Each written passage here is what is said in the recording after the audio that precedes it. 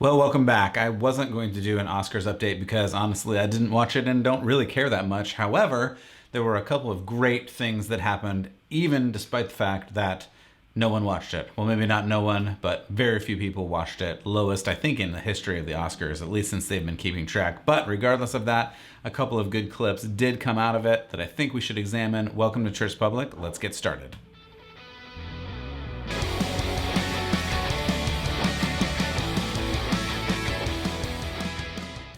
Welcome back to Church Public. I'm glad that you joined us here today. We continue to try and connect faith and culture. And of course, as we mentioned, the Oscars happened. That is culture, though it's been the lowest, I think, in the history of ratings that they've had so far. So is it culture? Anyway, a bunch of things happened there, and we're going to talk about them in a second. But you can check out some of the other podcasts that we have at iTunes, Spotify, Google. You can go to churchpublic.com and listen to them there. You can also support at churchpublic.com/support. And you can also check us out on YouTube. Search for Church Public as one word. Again, thanks for joining, and I'm so glad that you're on this journey with me together. All right, so we're talking about the Oscars today, and again, just for a couple of numbers, they are down 58% from last year, and last year was the lowest I think they'd had in a long time as well. Last year was 23 million or so. This year was a sad somewhere in the 9 to 12 million. I read a couple different reports. Again, it doesn't really matter. Just for context, in 2014, they were around 40 million, so that is a lot lower. People want to watch movies. Movies are about escape. Movies used to be you go and escape from the world that you're in so that you can understand things better, so that you can understand art better or life better. The movie stars themselves, they're not politicians. At least they weren't. Now, of course, they all are, but you don't necessarily want to hear what they have to say. Apparently, people don't love what they have to say. But that said, sometimes, again, what you'd want is for them to just get up and say thank you or thank God or thank their director or whatever and move on. But again, every time they just say, hey, this is a platform for me to say what I want to say, and okay, that's your platform, do your thing. Anyway, there were a couple of great points as I was watching clips. Again, I mentioned I didn't watch the whole thing, and I don't have to watch the whole thing, and I don't care that much, but when somebody stands up and says something with value, and how I determine value is it improving the quality of life? Is it improving character of people, not just complaining? I just don't have a lot of energy. I don't have a lot of empathy for complaining right now. Everybody's life is garbage. It's just true. If you've lived on this earth long enough, you know that everybody has trouble and everybody has problems. Sure, some problems are worse than others. I get that. But to stand up in front of millions, and now less millions of people, and just complain about your problems, I just don't have patience for that. You know, like I'm sorry for you, but when I did watch one clip of a person wearing kind of a gold tuxedo complaining about how miserable their life is, and I struggle with that. Like, you're wearing a gold tuxedo. Like, it's hard for me to take you seriously about how miserable your life is when you probably arrived in a limousine wearing your gold tuxedo. So instead, when I hear somebody be grateful for the things that this life has given, in spite of the hurt, that gets my attention. And it should get your attention, because that's those moments when we transcend, we move beyond, again, the struggle of this life, the trouble of this life, and we move into this place where we're supposed to be grateful. We're supposed to thank God, that would be my view, but at least be thankful for the things that God gives you in this life, right? And so the first speech that I just want to look at is Tyler Perry. Tyler Perry has been in a lot of funny movies. You wouldn't necessarily choose him as your first super serious actor. However, he's been in some serious roles and then some very not serious roles. But he had some great things to say that help us understand that this world is about more, and the way culture, celebrities, politicians, etc., are pushing this world, the direction that they're pushing it is not a good direction. It just really isn't. And so this whole theme that I want to talk about today is just that the politicians and the celebrities have hijacked this world, and they're bringing it into a place that is just not good for anybody. And other people are starting to recognize this. And I want to highlight that because it's important that we recognize that it's not supposed to be this way. It shouldn't be this way. We should view this world with gratitude. We should view people with love and respect. We should not try to tear them down or literally beat them or all these other things. We should love people. So this story, you can go and watch the whole clip. I'm not going to show the whole clip, but you can go and watch it. I've trimmed it just a little bit for the part that I think is interesting and appropriate for what we're talking about and the most culturally poignant part. But he tells this amazing story about a homeless person that he finds outside of one of his warehouses or something where they're shooting some movies, and it's an incredible story. You should go and listen to it if you want to. But I'm going to come into the clip right after that when he kind of gives the lesson and like what this has to do with how we're supposed to live, because he tells this story of how he treats this homeless person very well. And by very well, I mean, he just literally took the time and gave them shoes, and clothes and things like that. And those are the moments that when we don't walk by and we don't just pass by those that need our help. I mean, I can recount times in my life where I've chosen to stop and engage some people that are, again, less fortunate and have had more trouble and helped them with certain things. And I'm not telling that story today, but I love his story as he tells it, and then some of the lessons that we can apply today with anyone that we meet, regardless of where they come from, what they look like, or what their background is. And I think that's the important thing to take away from this. So I want to let you hear what he has to say about this. My mother taught me to refuse hate. She taught me to refuse blanket judgment. And in this time, and with all of the internet and social media and algorithms and everything that wants us to think a certain way, the 24-hour news cycle, it is my hope that all of us would teach our kids, and not only to remember, just refuse hate. Don't hate anybody. I refuse to hate someone because they are Mexican or because they are black or white or LGBTQ. I refuse to hate someone because they are a police officer. I refuse to hate someone because they are Asian. I would hope that we would refuse hate. So that was a great statement, right? And especially in this, I mean, I think the contrast that's so important in this is where he is, because he's in this place where almost every other person has come up and condemned one of those people groups that he mentioned specifically as a people group, and a lot of these as immutable characteristics that people can't change, and they are condemned based on those characteristics, which at one time, even here in America, we knew that was not good. It's not good to condemn someone based on something that they literally cannot change. But anyway, he goes through and he says, refuse hate. And it's kind of catchy and cliche and whatever, refuse hate. I mean, okay, I can get along with that. Please refuse hate. That's great.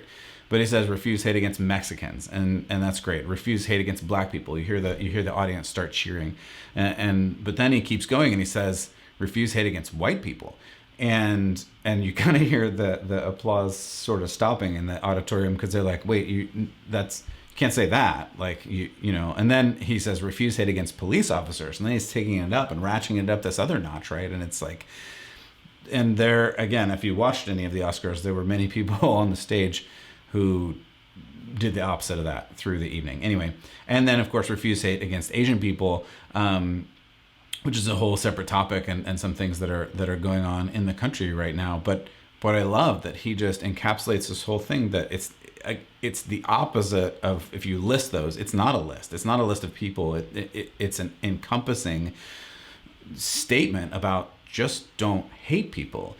Like, you can be identified now by whom you hate, and that's a terrible place to be as society. You shouldn't be identified by who you hate in this society, and especially as Christians, again, going back to that, we should be identified by who we love, which ultimately should be, as Tyler Perry points out, everybody. Again, the Samaritan is a great story about this. The woman at the well is a great story about this. When Jesus interacts with people that are not like him, and yet he shows love to them. And we are supposed to be that way. We're supposed to love people that don't look like us, that don't act like us, that are different, And on the one hand, it doesn't matter because we need to love them. We need to show love to everybody, regardless of where they come from. And this is where circumstances shouldn't play a difference. And melanin or race or any of those other things, it shouldn't play a difference. We should just love people. And that seems to be really hard for us right now across the board. And I really, really would love to see us learn more from this and love people. So I love that. He even includes police officers, and again, there's a lot of hate against police officers. I heard a pastor that I really respect say a couple of things, and I can echo this statement too. He said there's two things that I've never been. He said I've never been a person of color, so I have no idea of the experiences there, and I can agree with that. I've not been, and so I can't fully comprehend that. And I've never been a police officer, which I haven't. I have friends that are police officers. I have family members that are not white. And so I can understand some things. I won't ever understand everything. I totally comprehend that. But again, to judge someone based on something, the way they look, the way they act, even their profession, like this is wrong. These are not the things we're supposed to do. We're supposed to love people based on who they are. And especially when we identify with Christ and we follow Jesus, who you are, as I talked about a couple of episodes ago, Paul says in Colossians, in Christ. Christ is in you, you are in Christ, and that should make more difference than it does in our culture right now, and that's really important. So the next clip is a little lighter and yet a little bit more eternal at the same time. And I just want to talk about this because I just think it's great. This is my favorite clip for a lot of reasons. It's my favorite clip because, as some of you know, I've been in music for a long, long time. I spent a lot of years in worship leading and worship music and band leading and all these other things. And I went through a jazz phase. Some of you might not know that about me, but I went through a jazz phase. I actually played in a jazz band for a little while as a drummer.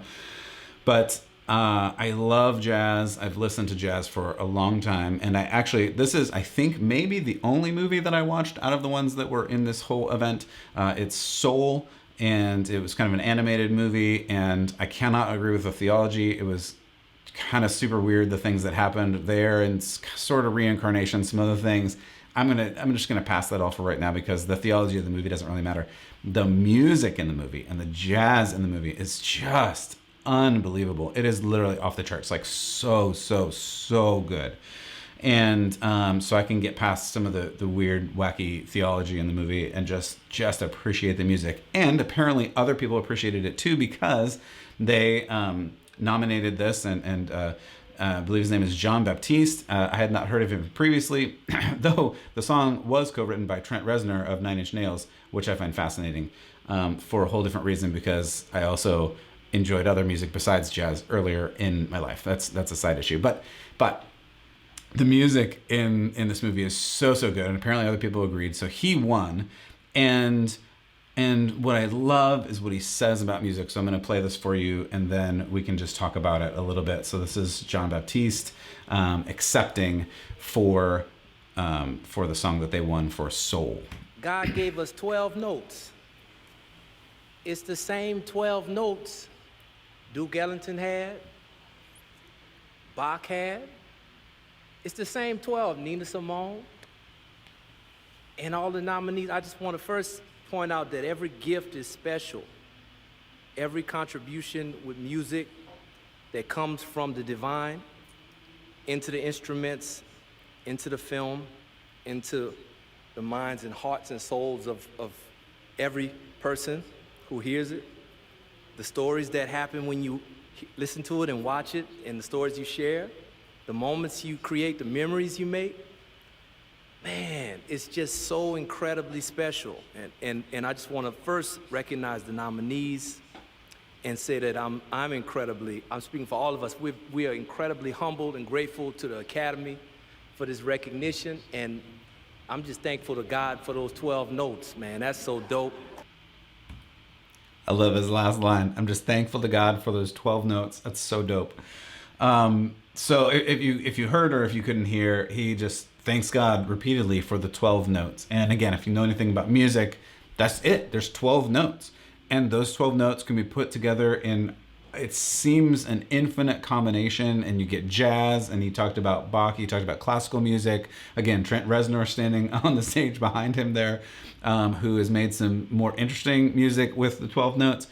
And yet it's those same 12 notes. And what I love that he just presents is the inspiration that God gives, and he literally uses the term divine, this divine inspiration that artists have received to bring these 12 notes into existence, and into existence in such a way that, you know, people have never heard before, and then that inspires. And again, as a musician, or maybe as a listener, you've heard this or you experienced this, there is something about music. There's something about music that inspires and that changes, and that is, I would agree, divine. It's a whole nother level that sometimes, I mean, I can't tell you how many times I've been in some kind of musical worship experience where people kind of start crying about this. And sometimes I've had this happen where people say, I don't really even know why I'm crying. And I'm like, I do. I know why. And the reason why is your soul has connected to something divine, connected to something bigger than you are, and your mind just hasn't caught up with it yet.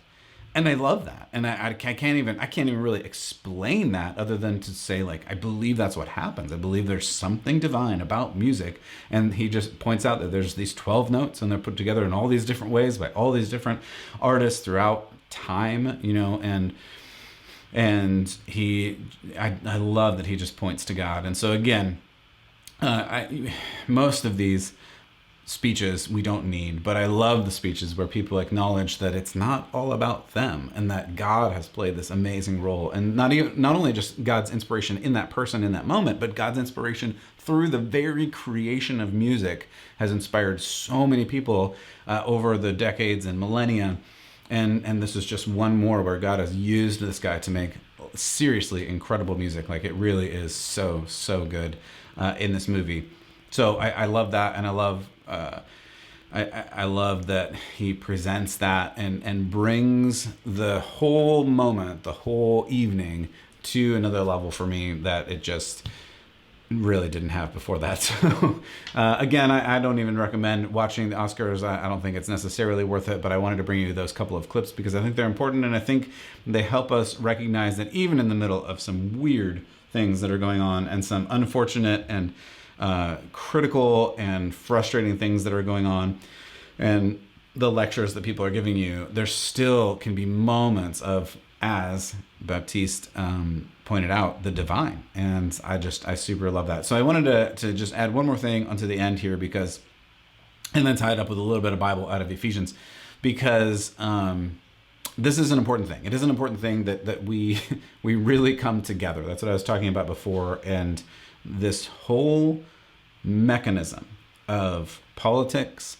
of Hollywood in general, save for those two that we heard, and of the academia, and I mean every institution that I can think of, is designed specifically right now with the intentional goal of splitting us up as a country, as a society, as races, like intentionally splitting us into races. And it is terrible for society. It's terrible for us. I guess I'm saying, don't fall into this. Don't fall into what they're trying to do to you, regardless of who you are, regardless of where you're coming from, regardless of what you look like. They're trying to do this to you because there's money in it, there's profit in it.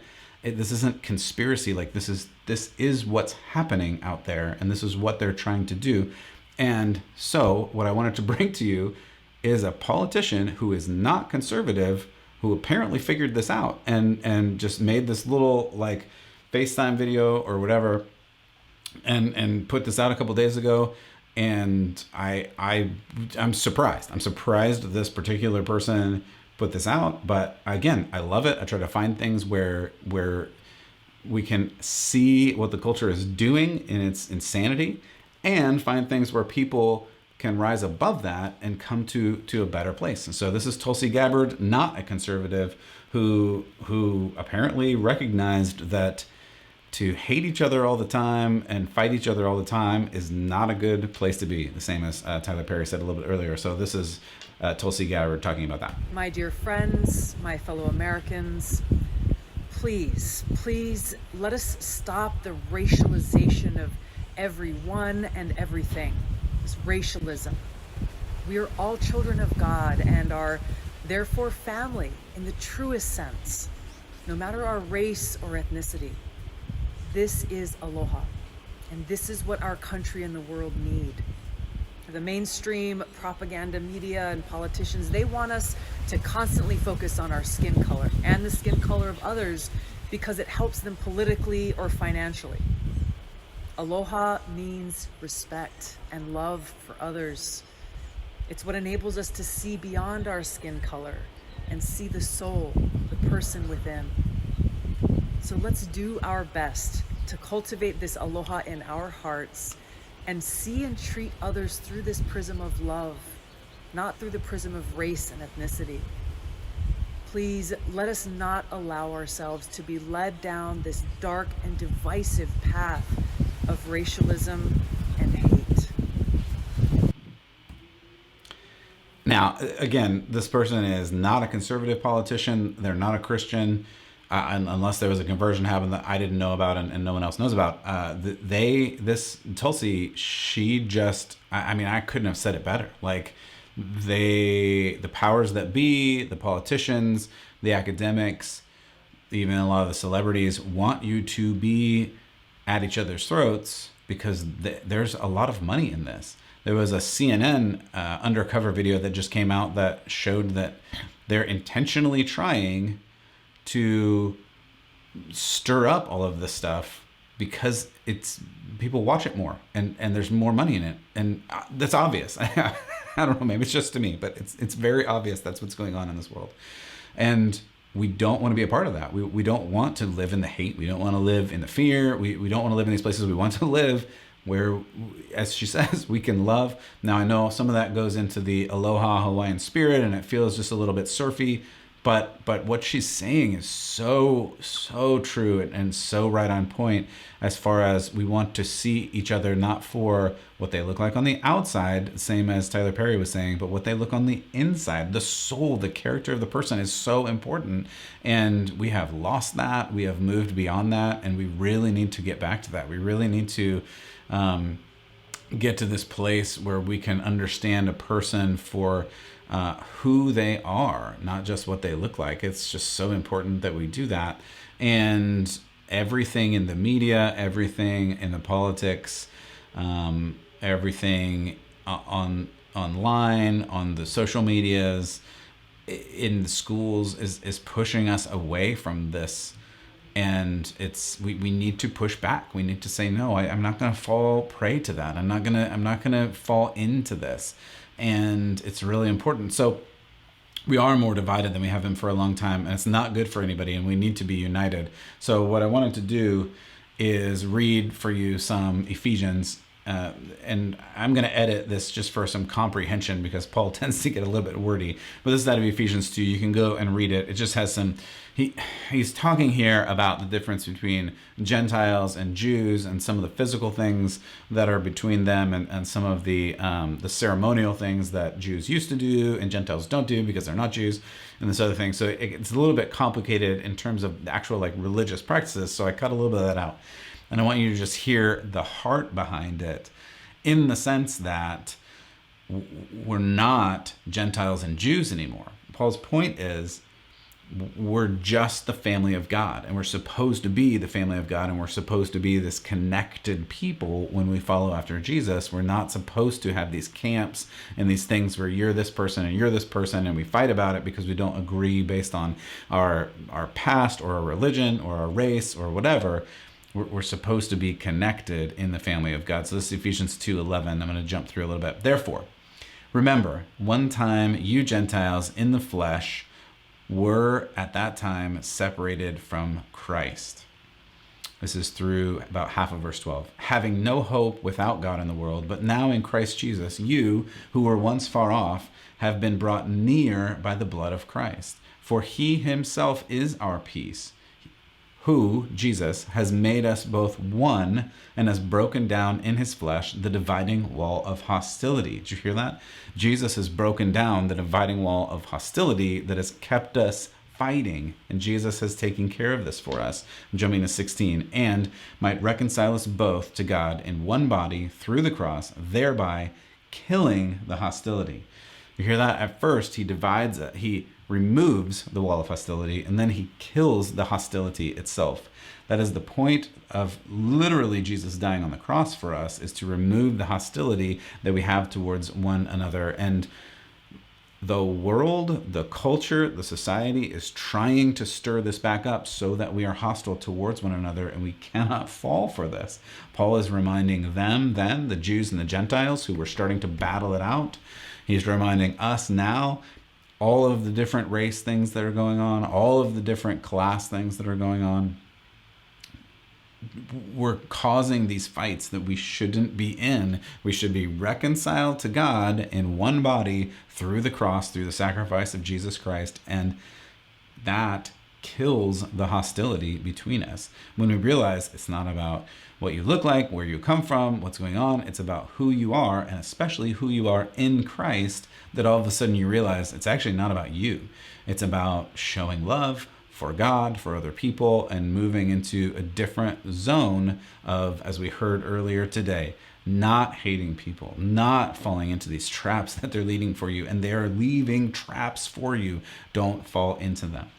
So we are to be united. We are to be made one in Jesus through his sacrifice. And as believers, we need to live like this. And we should begin to call out people who are not living like this, and who are trying to stir up this hatred and stir up this literal violence now in the streets over things that we should not be hateful about, we should not be violent about. We should find ways to love. That has been the teaching of Jesus since the beginning. It continues to be. Nothing has changed there, and we have to figure out how to get back into that. And we cannot let these false teachers, these false leaders, or divisive speech into the church. There's a reason Jesus in Matthew 7 says, "Beware of false prophets who come to you in sheep's clothing, but inwardly are ravenous wolves. You will recognize them by their fruit." I'm just going to leave it at that. You can read the rest of Matthew 7. But I think you will recognize them by their fruit is a really good point, that we can know if someone is trying to lead us astray by what they're doing with their life. Are they trying to promote peace and unity, as some have claimed? Or by their actions, are they actually showing that they don't want peace and unity? Instead, they're sowing discord and hate and rage and fear. We can see the fruit, and we should begin to respond in the right way. So I hope that you can find peace. I hope that you can find love, and whether you need to find forgiveness, whether you need to find something else, you have to figure that out, and you have to find your way back to God, and then you have to find your way into this world so that you cannot be like, this is Jesus' thing that he says, don't be influenced by the world, but be in the world through the presence of God, with the Spirit of God, with the fruit of the Spirit coming through you. Don't let the world push in on you and transform you into the world. Instead, be transformed by God, by Jesus, by the Spirit, so that transformation goes out into the world and can actually, literally change the world. God bless you. Keep the faith.